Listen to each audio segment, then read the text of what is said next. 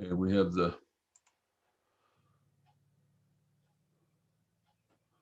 YouTube link out there.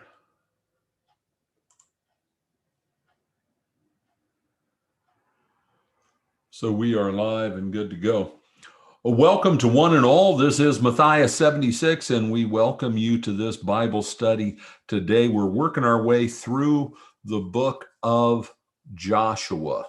And last time, we talked about Joshua 12, verses 4 and 5, and that took us on to a little side journey into the 22nd Psalm, into how this cosmic warfare, cosmological warfare that we talk about, how that played out all the way to the cross.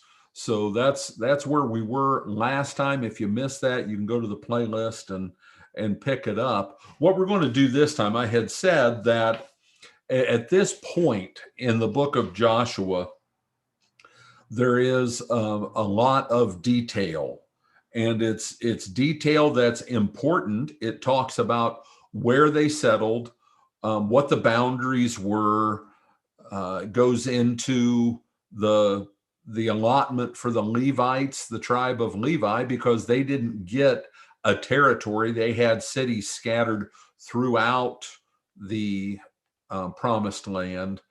But to go through all of that would be, it wouldn't be beneficial for what our purposes are here. I encourage you to read it or listen to it is probably easier, but it is just not, it's not something that is Bible study material for this type of study. So what I have done for today, we're going to kind of advance to different points along the way and talk about some specific things that I have chosen to go into. So we're going to first go to Joshua 14 verse 6. So boom, we just covered 2 chapters. It's pretty impressive, I know. But this is, it brings someone up about whom we have not heard for some time, and that is Caleb. And remember, going way back into the Torah, Caleb was one of the 12 spies along with Joshua. Caleb was the other one along with Joshua, who, it can be said even more vocally than Joshua, said, no, the Lord has given us this land. We can take it. Yeah, they're giant and they're many and they have fortified cities, all that stuff, but we can take it. We can do it. And we know how the rest of that story went. But he gets singled out for an inheritance here. So we'll just take a look at it. Then the people of Judah came to Joshua at Gilgal, and Caleb, the son of Jephunneh, the Kenizzite, said to him, you know what the Lord said to Moses, the man of God, in Kadesh Barnea concerning you and me. I was 40 years old when Moses, the servant of the Lord, sent me from Kadesh Barnea to spy out the land, and I brought him word again as it was in my heart. But my brothers who went up with me made the heart of the people melt, yet I wholly followed the Lord my God.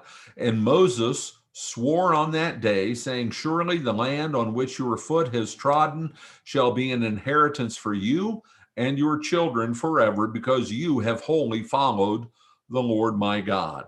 And now, behold, the Lord has kept me alive, just as he said, these 45 years, since the time that the Lord spoke this word to Moses while Israel walked in the wilderness.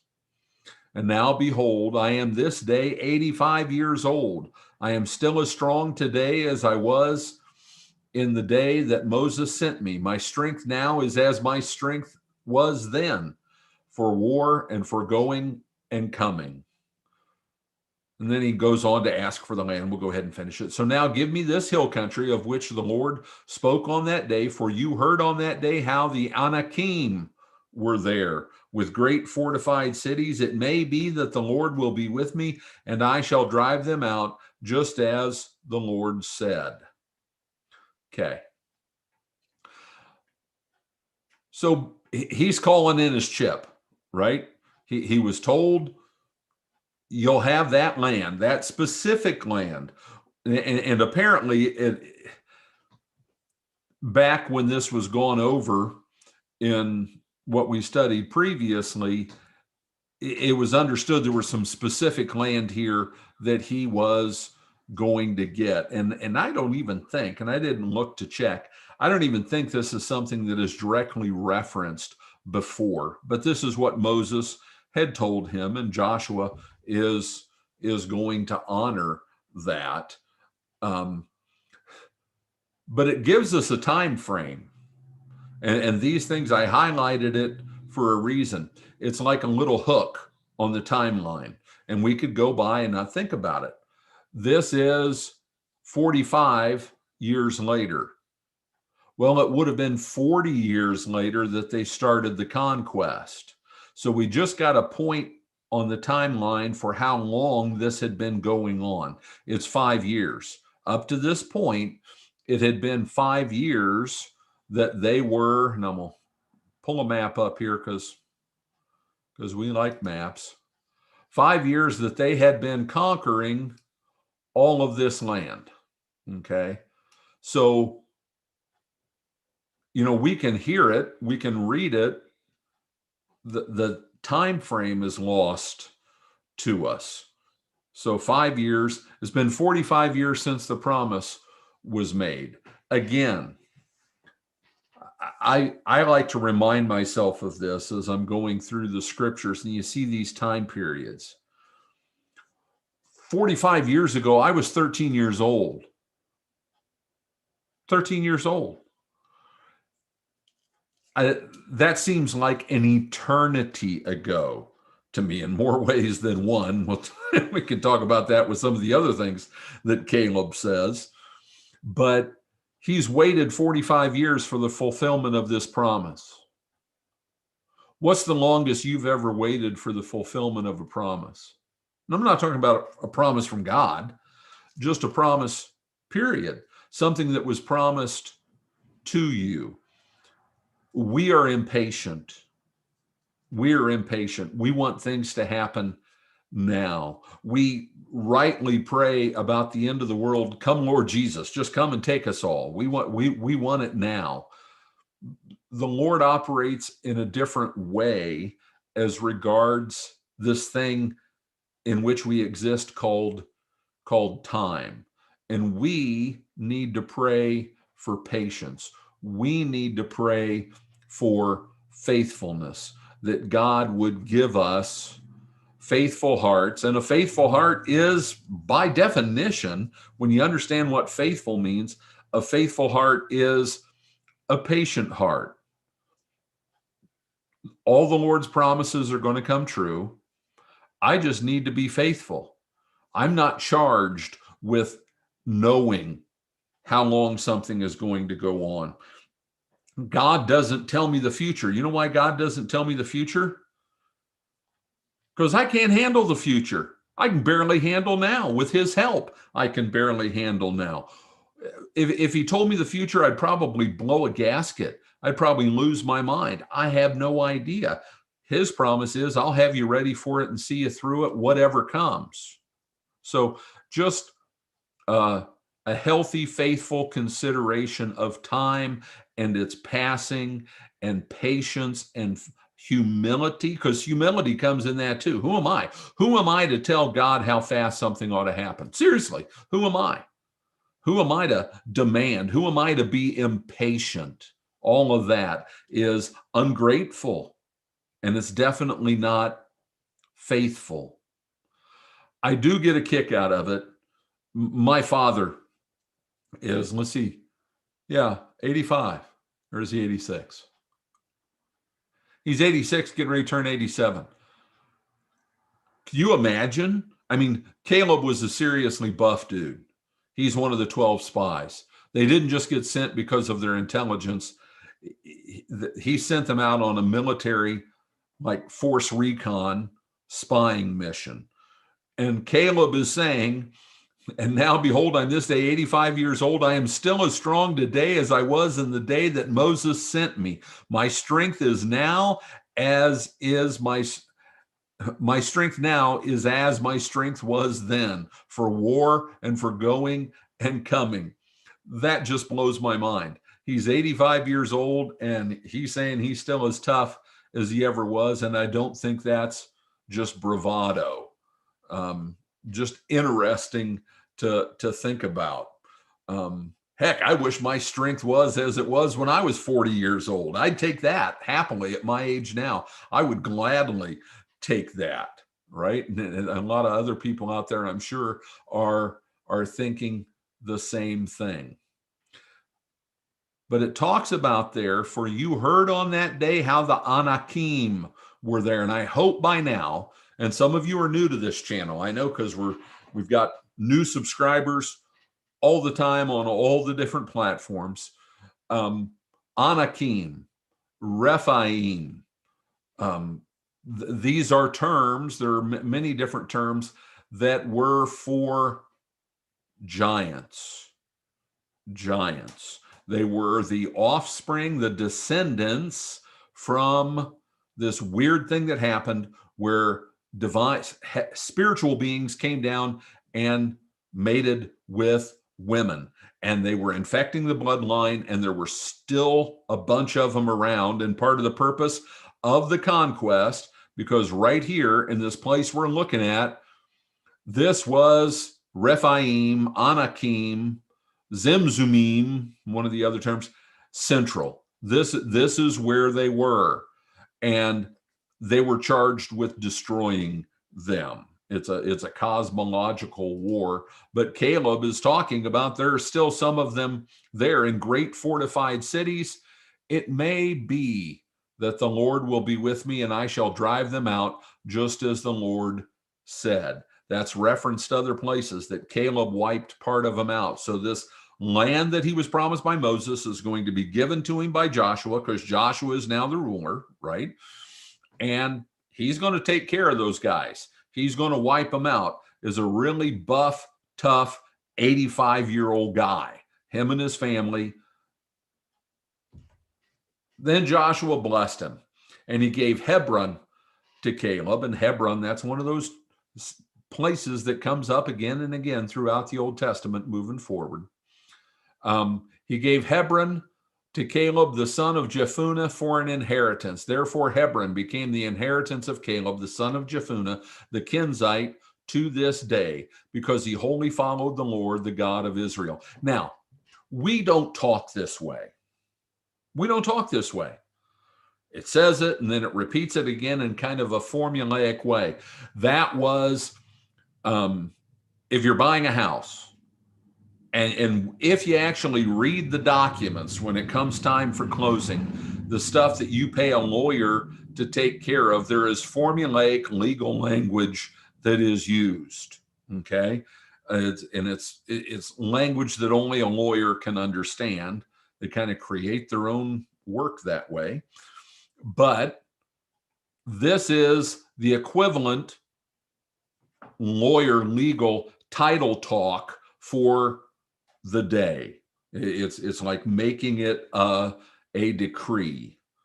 Now, the name of Hebron formerly was Kiriath Arba. Arba was the greatest man among the Anakim, and the land had rest from war. So Caleb, the faithful guy, the tough guy, in a good sense, he's charged with taking out the toughest of the Anakim, basically. Now, too, I thought of this earlier as I was looking through this stuff again. It doesn't say they were giants. They were giants. Just like if, I'm trying to think of a good example. If I tell you someone's in a biker gang, I'm not putting down people in biker gangs. We have to make sure and clarify all these things today, right? But if I tell you somebody's in a biker gang, you know that he's wearing a leather vest, he's got a helmet, maybe with a spike on the top, and tattoos and leather pants and big Harley boots, right? You just know that. Why? Because we all know what biker gang people look like. Just like if I tell you someone's an attorney, you get a mental image of what he looks like. He's got his briefcase, his satchel, his suit, etc. Nobody had, all they had to do was say Anakim, Rephaim, those things, and everybody knew what it was. Okay. So we don't catch the buzzwords unless they're pointed out to us, and we've conditioned ourselves. And if you've been listening for a while, you might be out there going, okay, yeah, we know Rephaim, Anakim, giants, Genesis 6, blah, blah, blah, blah.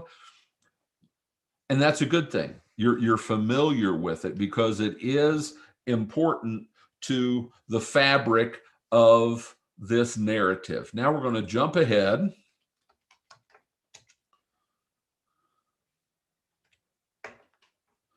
And I'll issue a challenge. If you say, why are we skipping ahead? Then I will just encourage you, read the stuff in between and ask yourself, do I want to listen to him talk about that for 15 minutes? And you'll say, no, I read it. That's good. That's good. Not that it's not important. It's not Bible study material. According to the commandment of the Lord to Joshua, he gave Caleb, the son of Jephunneh, a portion among the people of Judah, Kiriath Arba, that is Hebron. Arba was the father of Anak. Okay. And Caleb drove out from there the three sons of Anak, Sheshai, Ahiman, and Talmai, the descendants of Anak. And he went up from there against the inhabitants of Debir. Now the name of Debir formerly was Kiriath Sepher. That's geography stuff, right? Now they call it Debir, then they called it Kiriath Sepher. Okay, it's like you come into someplace in the United States. If we were back 150 years, someone might be saying, oh yeah, this is the mountain that the Indians called this, the Cherokee called this, or the Sioux called that. Now we call it Rapid City. You know, it's the same kind of thing. But we get into something interesting here. This is why I picked it. Verse 16, and Caleb said, whoever strikes Kiriath Sepher and captures it, to him I will give Achish, my daughter, as wife. And Othniel, the son of Kenaz, the brother of Caleb, captured it, and he gave him Achish, his daughter, as wife. To us, that just seems, at best, to our sensibilities, our mindset, it seems odd. We might likely, and the women out there, probably hear that and go, that's lousy. What a lousy way to get your husband. I'm not here to defend the practices of antiquity. And this wasn't a Hebrew thing, that this was an everybody thing. Fathers picked the husbands for their daughters. Period. For many of us, we think, I'm glad she picked him because I would never pick somebody that good. He's a wonderful husband. He's a wonderful father to my grandchildren. Others among us might think, man, that practice wouldn't be so bad. If I would have picked my daughter's husband, she wouldn't be with that guy, right? We do things differently. It's different. It's not better. It's not worse. Maybe it is. Depends on your opinion. But this is the way they did things. And this wasn't a bad way to do it. He's making sure that the guy his daughter gets is a real man. He's like him, right? He's a young Caleb. That's who this guy, Achish, that's the daughter, Othniel, he proved himself. There are worse qualities. Probably he was going to be a good provider. He was probably most certainly in a fairly dangerous land, capable of protecting his daughter after Caleb was gone. But, and the daughter seems okay with it, but she's going to play it up a little bit. She's Caleb's daughter. Hey, let's see, when she came to him, she urged him to ask her father for a field, and she got off her donkey. And Caleb said to her, "What do you want?" She said to him, "Give me a blessing. Since you have given me the land of the Negev, give me also springs of water." And he gave her the upper springs as well as the lower springs. So it's kind of like a dowry, right? He's giving her and water. Watch, if you're an old Western movie type person and you've watched a lot of them, a lot of the struggle and strife was about what? Water. The bad guy bought a piece of land and blocked off all the water from everybody else, right? They didn't just come up with that plot line. It was something that went on frequently. Water is a tremendously valuable resource. It's a tremendously valuable resource now, and there are forces in the world playing with it. All right, we're going to, again, jump ahead a couple more chapters.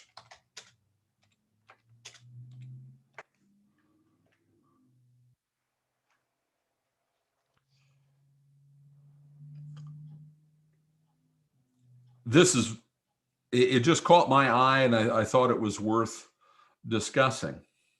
Then the people of Joseph spoke to Joshua, saying, "Why have you given me but one lot and one portion as an inheritance, although I am a numerous people, since all along the Lord has blessed me?" Who's the tribe of Joseph? Think.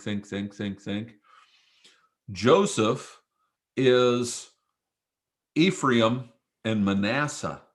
Remember, his sons, Jacob, we're going way back into the end of Genesis now. Before Jacob died, Israel died, Joseph brought his sons to him, and they got a double portion. Joseph was Jacob's favorite. Joseph had also been treated terribly. He gave them a double portion. So when you look at maps of the promised land and Israel, the nation of Israel, when it was divided among the tribes, there isn't a nation of Joseph. In the listing off of things, it isn't listed as Joseph, except in one spot in the book of Revelation. It's not listed as Joseph, it's Ephraim and Manasseh. Okay.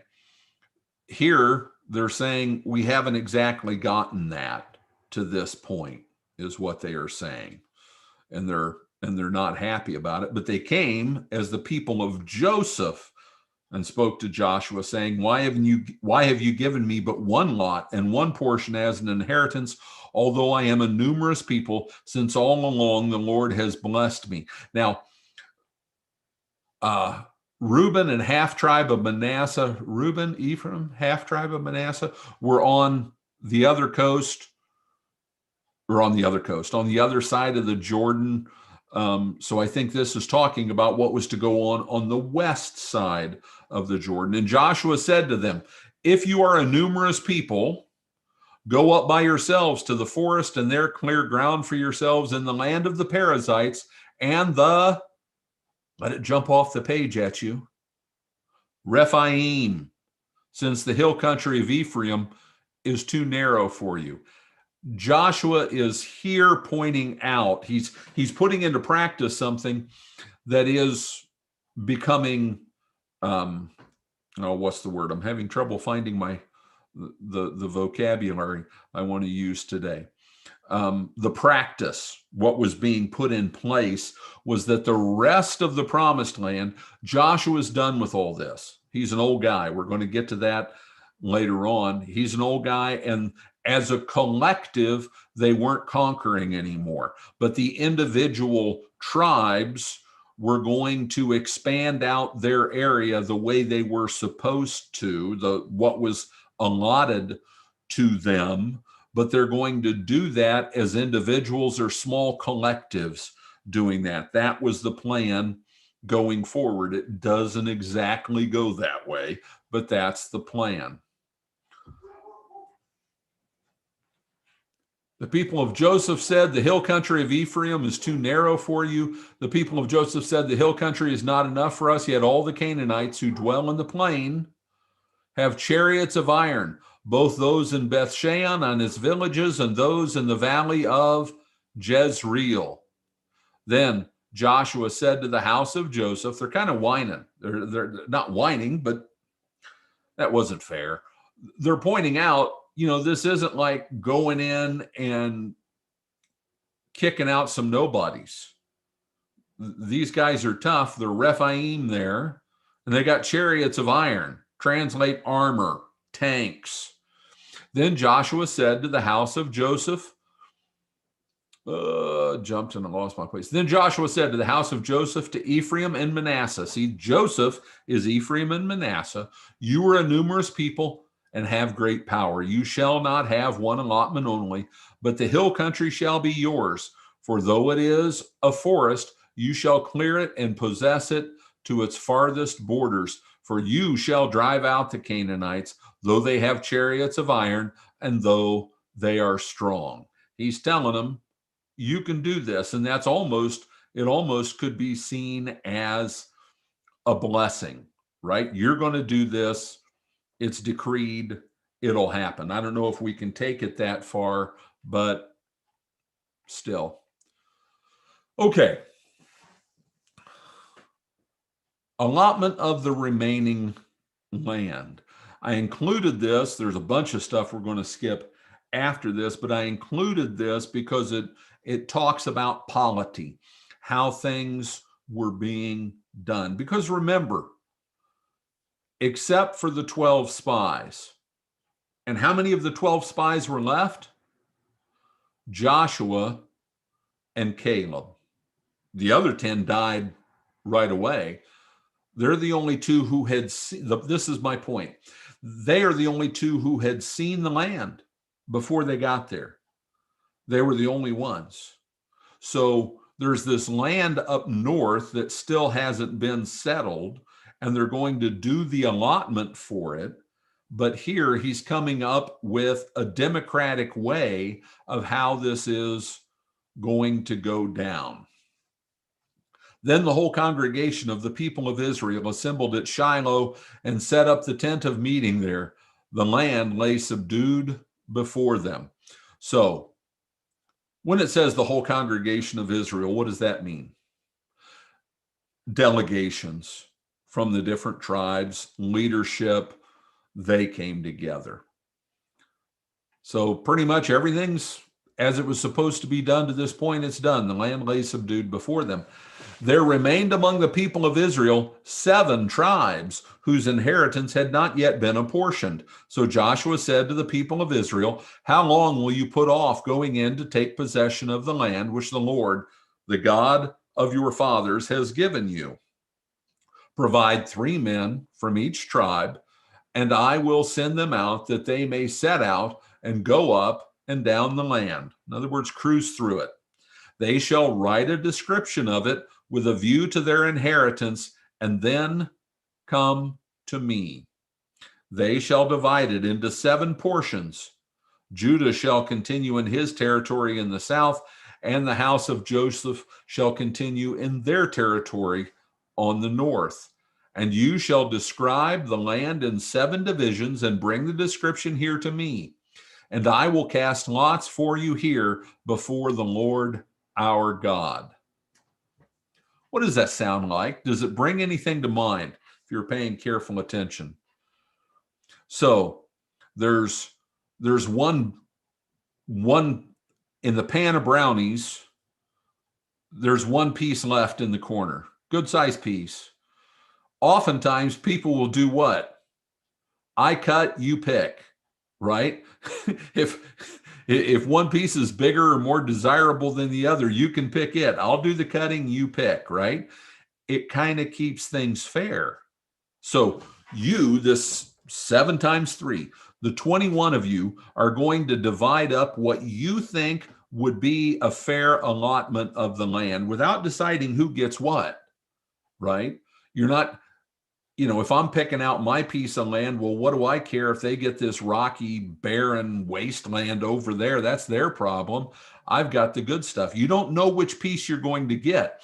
So divide it as equitably as possible, and then we'll cast lots for it before the Lord our God. And that casting lots was seen and understood as a way of allowing God to decide, right? It wasn't just luck. It wasn't chance as we think of it.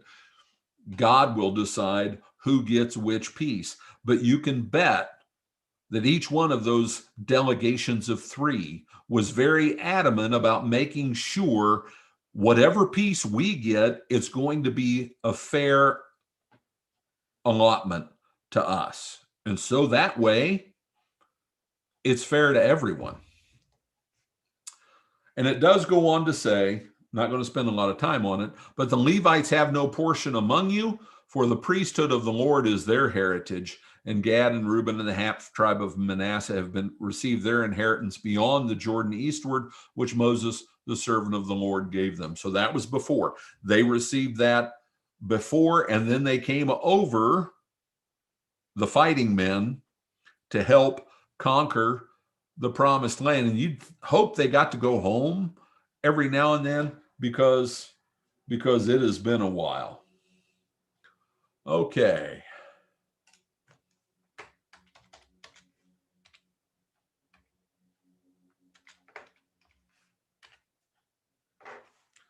So Joshua gets a special inheritance. When they had finished distributing the several territories of the land as inheritances, the people of Israel gave an inheritance among them to Joshua, the son of Nun. By command of the Lord, they gave him the city that he asked, Timnah Serah, in the hill country of Ephraim, and he rebuilt the city and settled in it. So Joshua got his own city. He got his own place for his clan, and that most certainly is only right, and no one had any problem with that happening that way at all. Jump again, chapter 21.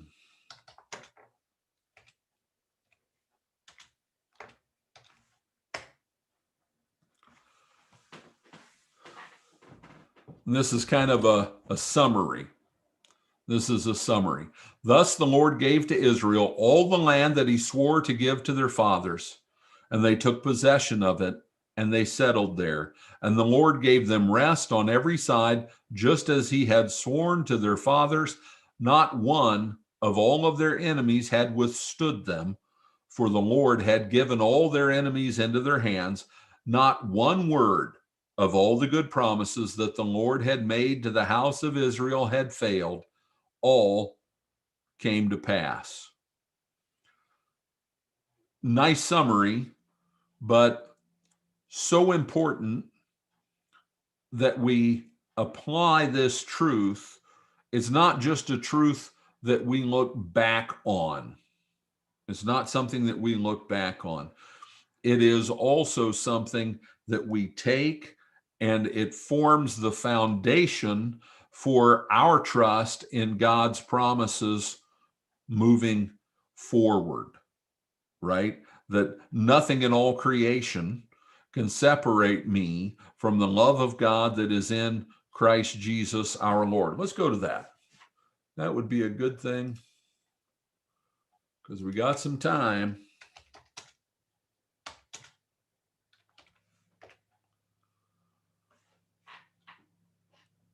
We'll start off with this. And we know that for those who love God, all things work together for good, for those who are called according to his purpose. That's pretty profound. That's pretty profound. In the depths of the lowest moment of your life, you can know that all things work for the good, that God makes that happen. It is a promise, and that changes that low moment, doesn't it? If you hold fast to that word, that promise, then it is going to change that negative as a positive. That doesn't make it fun, but it does change it.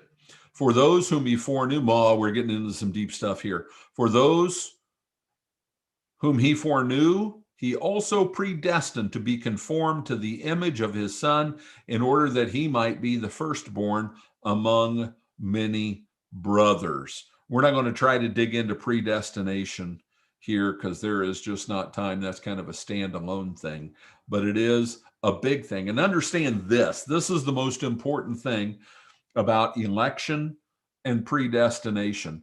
It's all about comfort. It's all about comfort. The church fights over it a lot, and it is misunderstood often.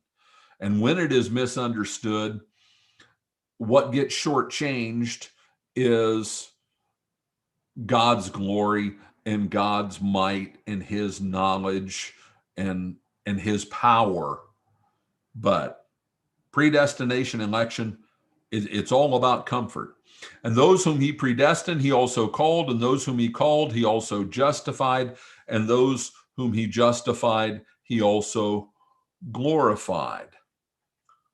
So this is where I was going. I should have just started at 31, but what then shall we say to these things? If God is for us, who can be against us? He who did not spare his own Son, but gave him up for us all, how will he not also with him graciously give us all things? Who shall bring any charge against God's elect? It is God who justifies. Who is it? Who is to condemn? Christ Jesus is the one who died, more than that, who was raised, who is at the right hand of God, who indeed is interceding for us. Who shall separate us from the love of Christ? Paul's presenting this as an axiomatic truth. No one can. Nothing can. Shall tribulation or distress or persecution or famine or nakedness or danger or sword, all those things that you fear, they can't separate you from him. They can't. As it is written, for your sake we are being killed all the day long. We are regarded as sheep to be slaughtered. No, in all these things we are more than conquerors through him who loved us. For I am sure that neither death, nor life, nor angels, nor rulers, nor things present, nor things to come, nor powers. What are powers? What do you think Paul has in mind? Powers. That's spiritual powers. Nor height, nor depth, nor anything else in all creation will be able to separate us from the love of God in Christ Jesus our Lord. So, that truth back here, and it's stated many times in different ways, that God's promises, none of them failed to come true. They all came to pass. We need to take that and apply it looking forward, that the same thing holds for those promises we just read there in Romans 8. Nothing can undo them. Nothing can undo them, because God has an advantage over all the forces arrayed against us. And what is that? They're all created. They're all created. Satan and the lords of hell, all of his minions, what are they? They are created. Therefore, they answer ultimately to him, and he may give them for time a good bit of leash, a good bit of free rein, but they still, in the end, answer to him, and they will fall to him. I encourage you, go look at the Battle of Armageddon, in that they arrayed for battle in a place called Armageddon. There isn't a battle. They line up for battle, and it's over. It's done, because he says it's done. They cannot stand against him. So we need that assurance.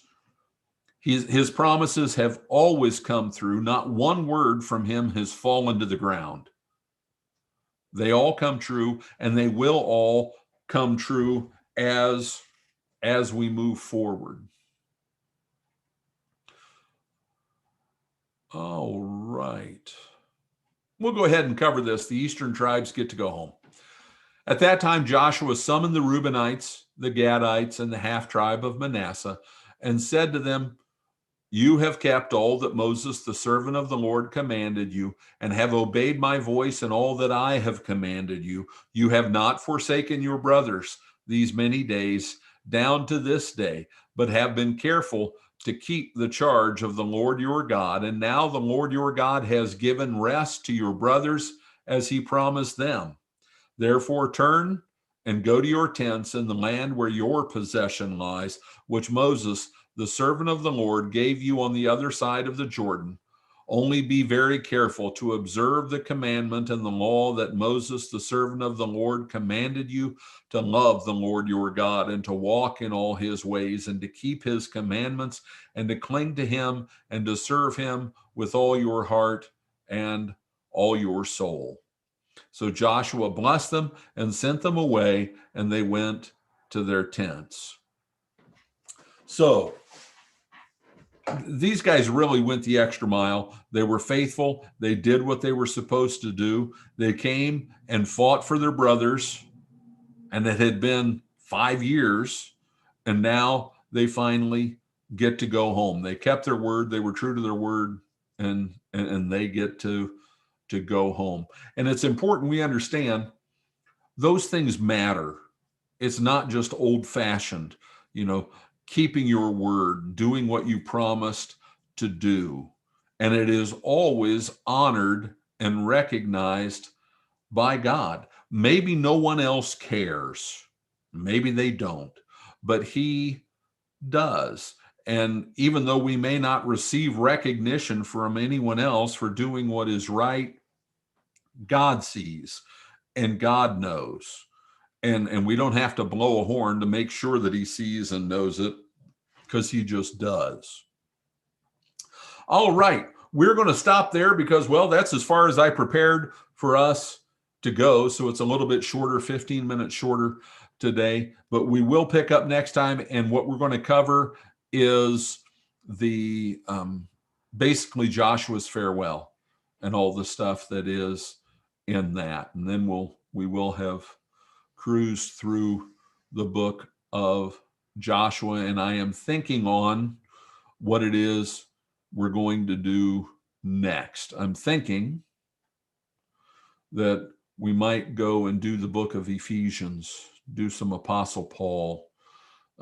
It's comparatively short, very theologically dense and weighty, but relatively short, and then get back into some Old Testament stuff again, perhaps. All right. Well, thank you very much for listening. Do encourage you that if you like this video, please give us a thumbs up. We encourage you to subscribe. And if you subscribe, make sure and hit that notification bell. And that way you're notified every time we put out new content. We put out new content 5 days a week, Monday through Friday, unless it's a holiday. We're putting new content out there. And also, if you find this valuable, please consider sharing it with someone else. God bless and have a great day.